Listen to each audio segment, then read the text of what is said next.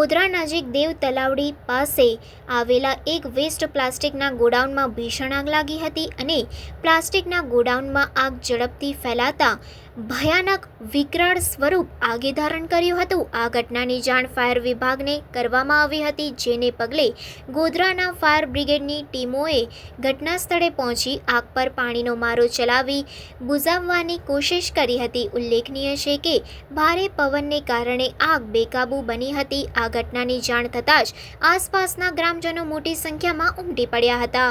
ગોધરા શહેરના અમદાવાદ હાઈવે માર્ગ ઉપર આવેલા દેવ તલાવડી પાસે એક વેસ્ટ પ્લાસ્ટિકના ગોડાઉનમાં આકસ્મિક આગ લાગતા અફરાતફરીનો માહોલ સર્જાયો હતો। જો કે આજુબાજુના સ્થાનિક રહીશોએ તાત્કાલિક ફાયર બ્રિગેડને જાણ કરતા ગોધરા ફાયર બ્રિગેડની ટીમ તાબડતોબ ઘટના સ્થળ ઉપર પહોંચી અને પ્લાસ્ટિકના વેસ્ટ ભંગારમાં પાણીનો મારો ચલાવી આગને કાબૂ લેવા માટે પ્રયત્નો કરી રહ્યા હતા। આગ કયા કારણોસર લાગી છે તે હજુ સુધી જાણી શકાયું નથી।